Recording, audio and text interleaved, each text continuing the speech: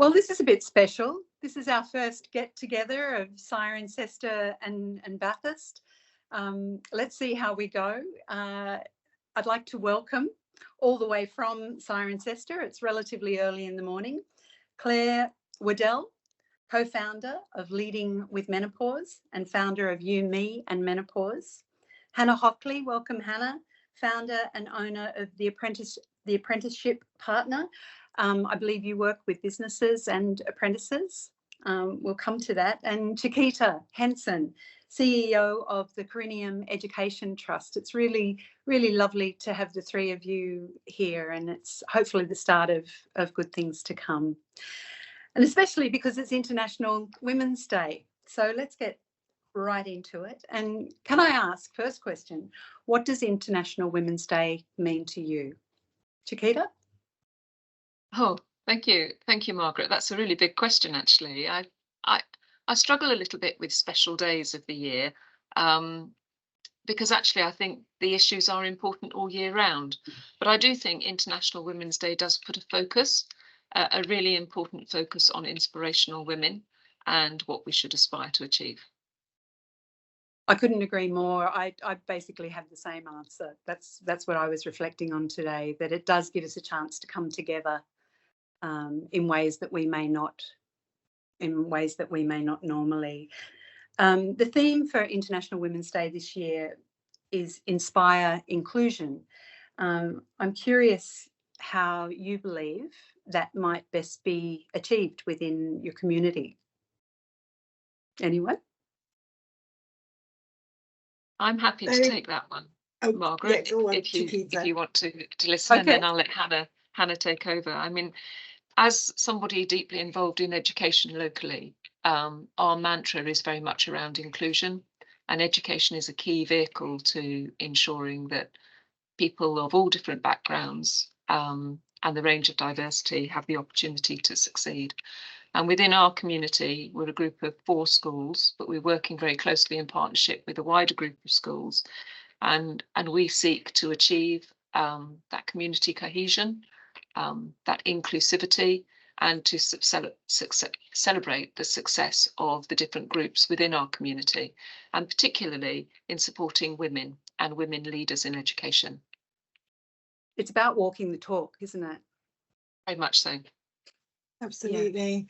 Yeah. I think as well it's about encouraging young women getting into the world of work to be looking more widely at those industries that they can get into and sort of moving away from the norms of male-dominated environments. I think with our local engineering, manufacturing, cyber, tech, IT, all of these industries that predominantly and historically have always been heavily dominated by men, it's encouraging those opportunities for young women to move into those spaces.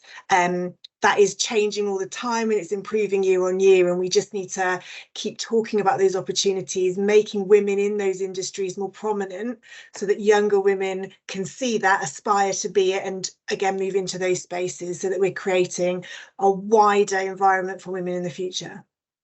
Jasmine, do you feel like that's a lived experience? Are you seeing that at play over here? Yeah, 100%. Like, I feel like it's good we're starting to get there. Like, you're starting to see more women in the trades and all that kind of stuff. But obviously, we've still got a massive gap. Like, there's still a massive amount of people who aren't involved in that. But I've seen so many women, like even girls my age, who want to get involved in that but don't know how to. So it's that big, I guess, communication between the two. But yeah, you've definitely got a fair point there. Claire, you were going to say something? Yeah, I also think it's really important to foster environments where every voice is heard, and that every prospect valued and every individual is respected. And this can be achieved by working better together and learning from each other with all different walks of life, because we've got cultural differences now, and I just think we can work together so much better if we listen to others as well. Totally. I think there are a lot of synergies, I think, between Cirencester and Bathurst. You're a university town. How far out of London are you? Ooh, it's about an hour on the train, yeah. Yeah, we're about 2.5 hours, 3 hours from the centre of Sydney, but our distances are larger than yours, so it's probably kind of comparable. But you're an agricultural sort of area as well, I believe.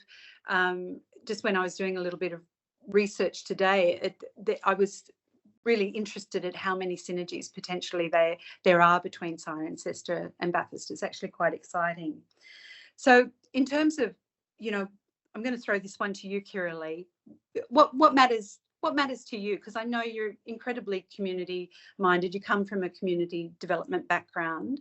What matters most to you in the community, bearing in mind the notion of International Women's Day? And well, I guess like what everyone sort of said around that access to, you know, having open conversations that includes everyone's voices. And I guess in my position as a counsellor, I guess it's being able to bring their voices to the table, and to a table that quite often those voices weren't heard.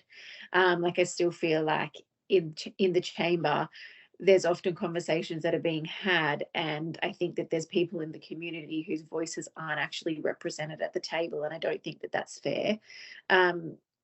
You know, I work at probation parole and do other community, like quite grassroots community work, and often it's those voices just aren't even considered in conversations within the privileged parts of our community. So I guess for me, it's whether it's at home or at work or in the chamber, it's constantly going, well, hey, there's other voices in the community that we're not actually taking into consideration. It's not just my voice and what I'm saying. It's, well, how does that affect the people down the road that are suffering with comorbidity issues, or, you know, the migrant families in town who haven't got access to these things, or young women who are, you know, yeah, it's kind of bringing that voice to the table is kind of what I feel like. I feel like a bit of a broken record sometimes. I'm always the one at, you know, family barbecues and stuff being like, I don't know about that. Have you thought about, you know, the social demographics? But I think it is, yeah, just continually pushing that, that, you know, everyone needs to be considered. One of the things that I'm personally most proud of was the International Women's Day event that we held last year. And for me, the really special part about this day was that it wasn't just a room full of women. We had men there, we had young men there, we had people from different backgrounds, we had people with a disability. It was just, you know, I think when women are on fire, they're very, very good at pulling all of that into, you know, the one room. I think that's one of our great strengths. Yeah, I couldn't agree more. And I think it was our International Women's Day event last year. I can echo that. It was such an amazing group, and an amazing room of people that spanned from, like, my 2-year-old came along to there was elderly people in like their 80s or 90s. My partner brought his, you know, 15-year-old apprentices, and like it was just, there was something sort of for everyone, and it was that opportunity to speak to. I know that this virtual room we're in at the moment goes against what I'm about to say, but I'd once read an International Women's Day quote saying, you know, if you're in an event and it's full of women, you're at the wrong event, because we already know the issues. We need to, you know, we're kind of preaching to the choir when we're speaking to each other, but we need to be in those spaces where, yeah, like the 15-year-old apprentices who probably don't want to hear what we've got to say about feminism or about, you know, women, but they need to hear it. Yeah. In terms of obstacles as a woman, you know, have any of you got an interesting story of obstacles that you've had to overcome, or shared stories of what you've had to overcome? Claire? I'm happy to share. You know, I became, I never intended on becoming a counsellor, but again, very much been in the community, love communities, and work really closely with many people across our town. And I was asked to become a counsellor. And I must say, I think when I joined our town council, there was only one other woman on there. And it was very challenging to be surrounded by a room full of, you know, elderly gentlemen, and it was just this one view. So it was lovely to be able to come into this environment and make a difference. And within, you know, a very short space of time, I was elected as the mayor. And I felt, you know, very very privileged to be able to do that, to then put in another view from a woman, and a younger woman, because I was only 39 when I became mayor. So it was lovely to be able to have that. That's great. And have more women come on board over there?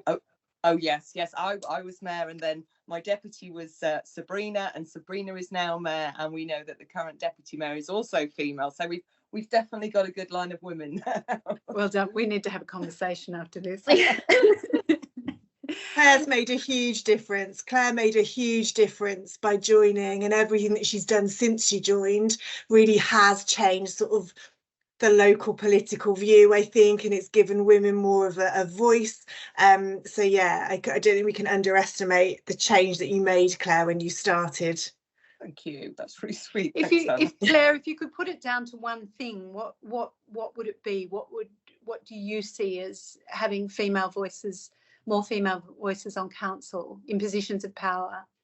I just think it's so important to give this awareness. I think it's a real challenge for women as well, because I think many women think, oh, it's a bit difficult to do this. It's juggling I've got a business.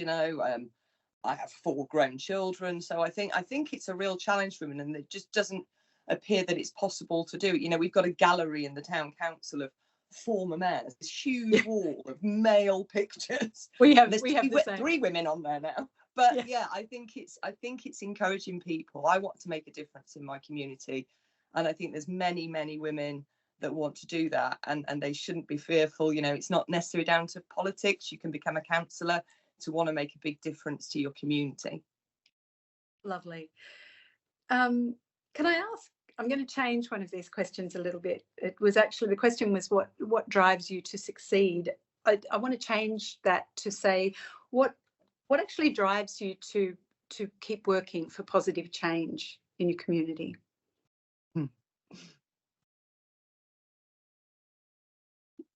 Chiquita? Well, I think we have to have a degree of positivity. I think, we have to have optimism.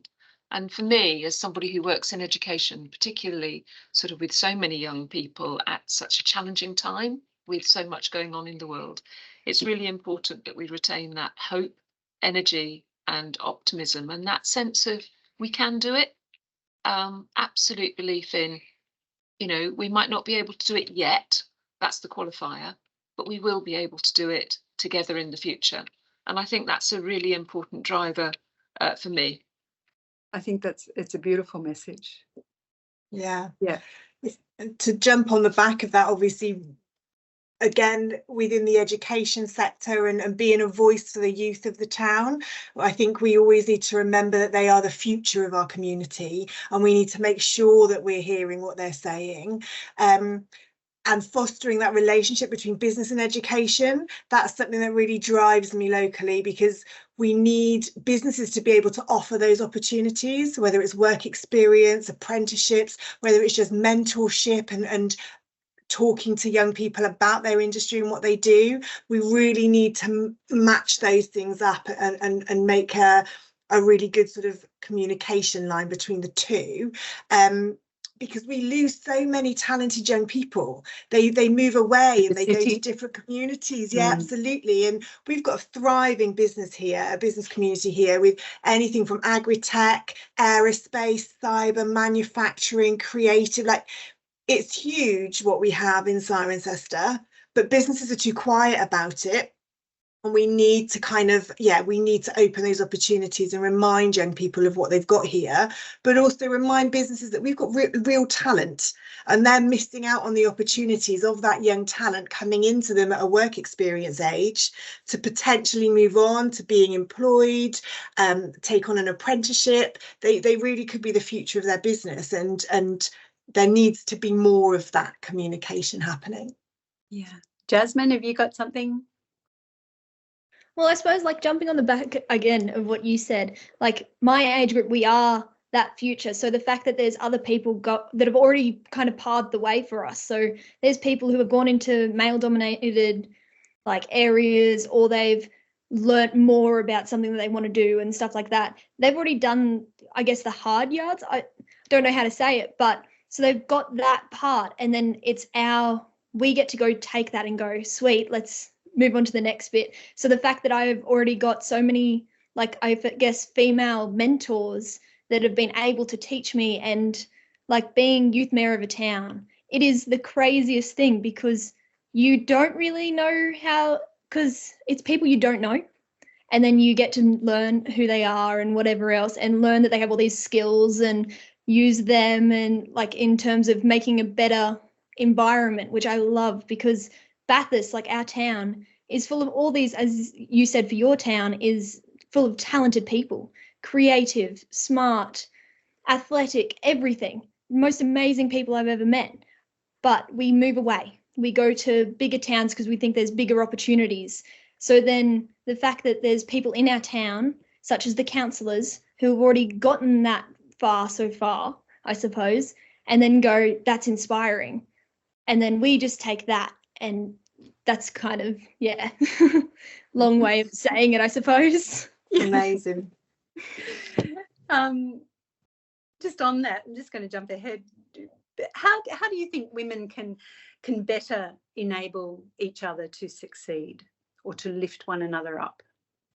Kiralee? I think it's about, that unconditional support. It's that believing in them, telling them that you believe in them, showing up for them, and, going, no, that's, whatever's going on there's not right. You need to, like, just giving that actual practical support of, yeah, I know we've had some hard times at our council over the last 6 months, and I've had like my best girlfriends and stuff just sitting in the back of the gallery being like, I got you. And just that, actually having people physically show up for you, speak up for you, show that support, I think is really important, because we're living in a society where often people don't want to, you kind of have the extremes where people don't want to talk too much because they're upset about the backlash or the wrath or whatever they'll get, or you've got people that are so outspoken, but you need people to kind of come somewhere in the middle, so that you can feel like you have people that will back you up, and your friendships will kind of continually show up for you. Does that make sense? Yeah, totally. Yeah, totally. I was thinking about it today, and maybe I'm coming at it from a slightly older perspective, but I was thinking, for me, part of it is about being grateful. When you lose friends along the way, friends that would have given their, I'm getting tingles, would have given their eye teeth to be having the opportunities that you're having, Jasmine, or we're all having in our own communities. That is a little bit of a point for me to say, you know what, I'm actually very blessed to be here in the first place. And I do have some skills which I believe I can use to make a difference. It's also about being kind, I think, too. It's a big thing for me. I think there can be so much more kindness in the community, and that lifts everybody up as well. I guess, sorry, just quickly to like finish off what I was sort of saying, and kind of again piggybacking on from what everyone else has said, given the fact that I'm sort of in the child rearing phase of my life with a 3, 7 and 9-year-old, I think that I've noticed that I've only got daughters, so I've got 3 daughters, and I feel like they're growing up in a more female supported environment. I think that they can look out and see more visibility of what they can achieve. I feel like I think our education system is equipping them with vocabulary that I never had. Yeah. Even just, around their bodies, around their wants, their needs, their desires, their path of education, their future. I have these incredibly like articulate and intellectual conversations at the dinner table with my children that just weren't really available to us as children. They're doing a whole unit at school that's called positive living skills, which is about looking after yourself and how to look after your friends and the people around you. And they just weren't things that I know that my group of kids that were growing up in the 90s didn't really have that. So I guess like what Chiquita said, it's that, I'm so hopeful. I'm so hopeful that things are changing, because I can kind of see in my young daughters the change and the little people that they are, that I knew that I couldn't be because I never was, the resources were never made available to me. So, and I think it's that when we see how far it's kind of starting to come, you go, well, we can't stop now, because there's still so much more that we need to do. Exactly. And I think International Women's Day does highlight that. It's a moment to reflect on how far things have come, but it also does sort of bring into focus those things that are still to do. Claire, you wanted to add something? Well, yeah, I'm going to kind of turn it on its head a bit, because I absolutely agree with everything that's been said, but I also think there's a point sometimes where very often I may not get the support that I need, because many people see me as being a strong individual. Interesting. Claire's got no worries. She's so confident. She knows exactly what she's doing. And inside, I'm panicking. I'm a bit of a swan. But I think sometimes it's about being able to ask for that help and that guidance. I think sometimes that can be overlooked by people. I just wanted to sort of say that. It's a really great point. It's a great point. Thank you. Then let's take that a little step further. If you could go back to your younger self, and Jasmine, this is you can ask this one. You can ask this one of the panel. Okay, I suppose if you were to go back to your younger self, what piece of advice would you give them? Like growing up in today's society, everything like that. Good question. I'll jump in. I would say look after yourself and make time for yourself, and don't lose yourself in amongst everyone else's needs. That would be one of the things I would say to and be confident, don't be afraid to have a crack. Yeah, don't second guess don't yourself, be afraid to fail. Yeah, absolutely. And know your worth and know your skill, and if you're in a room of people and you know that you can make a difference in that room, don't be afraid to be the one that sort of speaks out, because it can be intimidating. And there's definitely opportunities that I've missed because I wasn't brave enough in my younger years to kind of step forward, particularly because there are usually quite a lot of men in that environment as well who tend to take the lead and be the ones that go forward. And I remember there's more than one occasion when I've been in networking meetings or online meetings like this, when you get breakout sessions, and I've been the only woman in that situation, and more than once been asked to take the notes.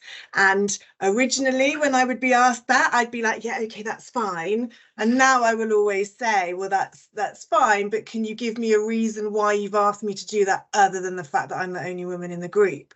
And usually that people will realize what they've said and hopefully will back off, but it's having the confidence to be able to push back on that and not just fall into that role that you're expected to do, because we're all more than that now. Yeah. Chiquita, you were going to say something? Well, I think Hannah's said it all, really. She's echoed pretty much what I was going to say, which was about, if I was talking to my younger self at, say, 16 to 18, I would say be bold. Yeah. I think I was a very reserved and reticent child and young adult. And I think it is about seizing the day, taking that opportunity and rightly calling it out. And well done, Hannah, for doing that when you're asked to take notes at meetings. I think it is about doing it and doing it well and doing it kindly. And I think that's a really important term that you brought up, Margaret, but we can only be the best we can be. And sometimes, as Claire said, we need to reach out and ask for help. We need to find that support, and network groups are incredibly useful in enabling us to find out who we are and what we need to do to make that difference. Yeah. Kiralee, what would you, sorry, Claire. Good. I was just going to add, I think the one thing I would say is about don't be afraid to make mistakes, because I have made plenty, and actually, you know what, they're some of the best mistakes I've made. So remember that. Yeah. But also sometimes when you're in a room and you've got a question and you think the question is really simple and everybody else in the room already knows the answer, actually, when you ask the question or when you make a point, people are really relieved and say, I'm so pleased you asked that question, because I didn't know what they were talking about. So I think it is that impact that you can make by actually just stating the obvious sometimes. So, you know, I think it's really helpful to hear from your different experiences, and absolutely agree, you know, learning is a messy business and we learn best from our mistakes. Kiralee?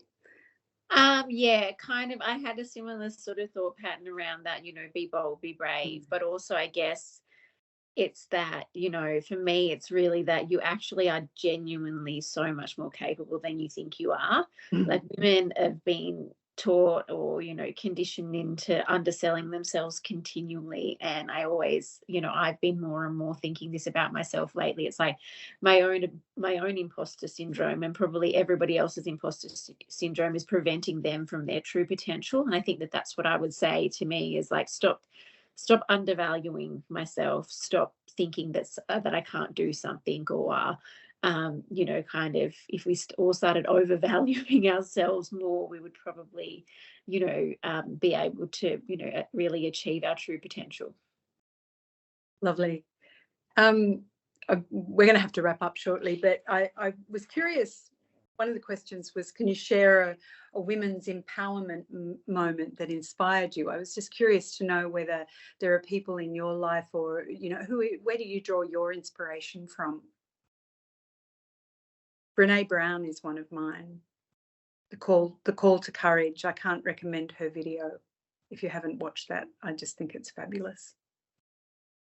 Yeah, I'm lucky to come from a very female dominated family, and so I've got some really strong women in my life close to me, who are probably my biggest supporters as well, and there are always those people there like behind me pushing me forward. Cheers, and exactly, cheering me on 100%. So yeah, so they are a big inspiration to me, and wanting to make them proud, and kind of that my nan is about to turn 97. She still lives independently, she still lives on her own, she's incredible, and she had so few opportunities when she was younger to do the things that she really wanted to do. Like, she did your typical, she had all her children, got married, housewife, all of that stuff, and I know that there's things that she regrets that she didn't get to do. And a bit like what you said before, Margaret, like it's being able to do those things and being proud to be able to do them, and kind of, and I know that, and she loves to hear about what I'm doing and what I'm up to, and that's a big source of inspiration for me. Beautiful. Anybody else? I was just going to jump in. Again, I very much agree with Hannah. You know, I come from a very strong line of women. You know, my grandma was a nurse on D-Day. You know, there was lots of stuff like that, but not necessarily agreed with her political values. But I must say that Margaret Thatcher, to me, you know, coming from a mining town in the north of England, Margaret Thatcher was not very well liked, but to actually become one of the first female prime ministers in Britain, and her, you know, how she managed it with children, a working life, and, you know, this home life, you know, ironing in the office. I felt really inspired by some of the stuff that she actually did and how she managed it all. So yeah, that's me. Yeah. Kiralee? I guess, you know, I'm always drawing inspiration from the women around me. Same sort of thing. I've got some pretty strong women in my life. There was, you know, at my dinner table as a child was female dominated. My current dinner table is female dominated. My friends all seem to have daughters. Like, we've got all these amazing people. But I think when we're talking about voices in you know, in our bigger communities, like that kind of bold and brave thing. I think about people like Brittany Higgins in Australia, and Grace Tame, who are really standing up and putting themselves in these incredibly uncomfortable positions just for the genuine good of women going forward, to be safe in their work environments and champion young women, to say, you know, like, just even the slightest bit of inappropriate sexual conduct is not acceptable. And I kind of draw inspiration from that, when, like, you know, we've said before, if we speak out and don't be afraid to call things out for what they are. I think of them all the time and go, wow, they are just so incredibly brave and inspiring, to just go, if it's just little old me, you know, calling something out like to somebody, I think it's the least I can do. Yeah. So people doing great. They're good ones to think of for sure. Yeah, people doing brave things is kind of what inspires me, because I think, oh, if they can do it, so can I. Jasmine? Oh, mine's a bit closer to home, I suppose. So I've grown up in a very male-dominated family. So, like, my immediate family and then extended family, I think majority of our family comes from male, like lots of lots of brothers instead of sisters. So I only have brothers. So my mum was very much a big inspiration for me, because she always pushed me to do things that she never got to do because they didn't quite have the money. They came from a rural farming community. So she always pushed me that little, I wouldn't say like force me to do stuff, but like push me harder. Goes, you're smart enough to do this, keep working for it. And same with like my grandparents, like my two nens, they were very much the same, came from poorer families and then went, you can do this, you've got this. And then another thing, I'm also a girl guide. So the whole big thing about that is women empowerment, that we can do the same thing. So seeing all these women who have done amazing things across the world, volunteered their time to help all these communities that are less fortunate than our own, and then go, like, it's just amazing. So growing up in that kind of area is so inspiring. It's that notion of being on the shoulders of those who have gone before us, isn't it? Yeah. You know? Yeah, exactly. Chiquita, did you want to add anything? I think we should be wrapping up. I think you've covered it between you, really, because I was thinking about that question before this discussion started, and was thinking about my mother and my mother's experience, which is similar to that's already been described. But I do take inspiration from my daughter and other young people. My daughter entered the world of engineering, and she's still been asked in some meetings with men, where's the engineer? And she has to say, I am the engineer. So I think our work is not done. There's a lot to do for children and young women in terms of their perception. And we also need to think about how we convey those messages without tipping the balance.